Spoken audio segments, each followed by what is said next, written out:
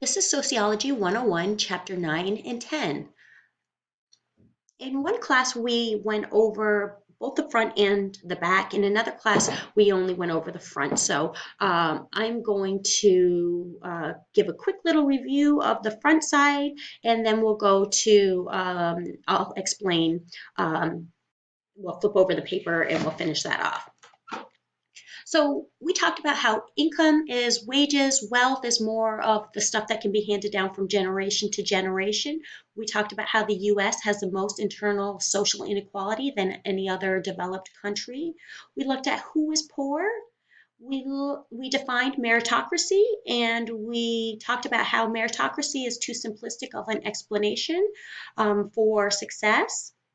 We looked at the different theories of inequality, functionalists, conflict, and Weber's view, the life chances. Now, let's take a look at how parents reproduce inequality. So, parents tend to socialize their kids to adopt the same values that they have. With professional middle class parents, they parent according to the concept of concerted cultivation. They provide a lot of opportunities for leadership and creativity because their jobs require that.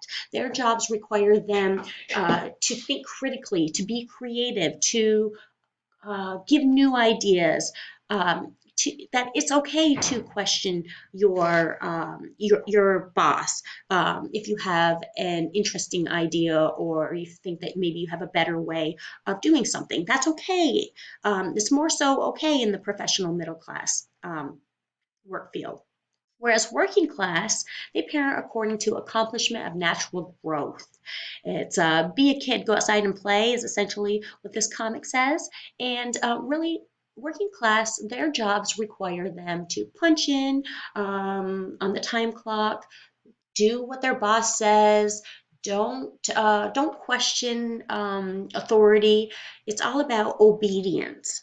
And so that's how parents will parent, that's how they will treat their kids. They will expect obedience. And that's called accomplishment of natural growth type of parenting, where life is going to teach you lessons. And don't question the parent because, well, the parent knows best, is essentially what the idea of accomplishment of natural growth is about. And it's just parents trying to socialize their kids to have the values that they need in their job. And sometimes this can keep their kids in the same socioeconomic class without even realizing it. All right, parents also give different types of capital. Economic capital is money, money, money. Cultural capital, we talked about cultural capital in the past, and that's knowledge on how to get along in a society. So this is like a picture of all these different cultural events, taking kids to a theater, an art museum. Cultural capital is knowledge to get along in society. And parents will give kids that if they themselves have that. And then social capital is social connection. So in this picture, I imagine a dad bringing in his two kids and teenage kids or young adult kids and saying, "Hey, I'd like to give my kids an internship or a job." That's social connection, social capital. So parents will give their kids capital, economic capital, cultural capital, and social capital. How is inequality reproduced by schools? Well, with tracking. Tracking is when kids are put on a track to go to college or trade school or just graduate. And this is supposed to be based on academic performance, but it's not always based on that. If sometimes it's based on favoritism. I know that there was an experience that I went in for a parent teacher conference for my daughter. And, the teacher and I were talking for a while. We shared cultural capital, knowledge about teaching. So we were really, hitting it off, chit-chatting about education. And then we got to business and she was talking about my daughter's test scores. And she said, that according to her test scores, she should be in the average class. But she said, you know what? Let's put your daughter in the college bound class. She's just going to do better in those classes. The students in those classes, they work harder, and she's just going to do so much better in that class. And so they put her in the college bound track.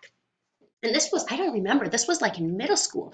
And that allowed her to finish her education with some college credits, and as well as being in classes with students that have an expectation of performing highly, as well as the teachers believing that the kids are going to perform quite highly.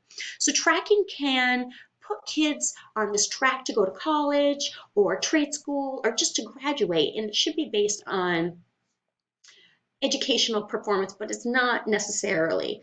And this can make a huge difference in a child's life from very early on. And we're going to watch a documentary when we get to education chapter that you'll see some schools that do some tracking. You'll also see in the documentary how there are inequalities in school funding.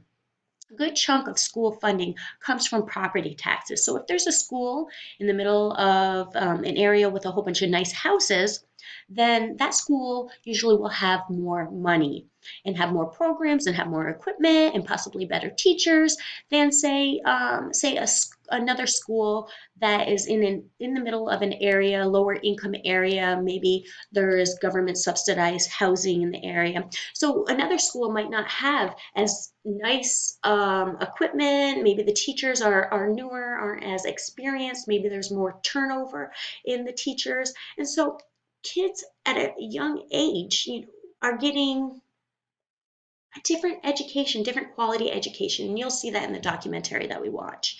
And different values. Different schools have different values.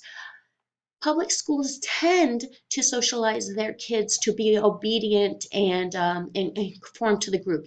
Raise your hand, stand in line. Whereas private schools or more elite public schools or better funded public schools might teach their kids to be leaders, be creative.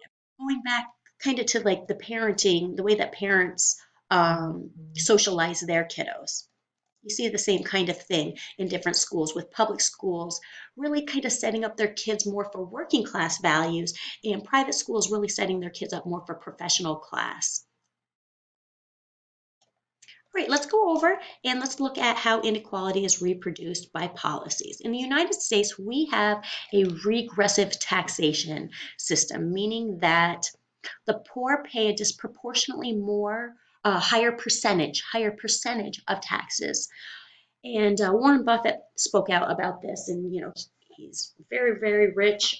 His money makes money for him. He's very wealthy, and he talked about how his secretary paid a higher percentage of taxes because he paid a higher percentage of taxes than he had to pay because his he gets taxed at the capital gains level at the percentage, and that's less than what you get taxed at for wages. And so his secretary had to pay a higher percentage of taxes because how the tax laws are written and how capital gains are taxed at a lower rate. And if you're a business owner, you can write off a lot of expenses and not have to pay taxes on those.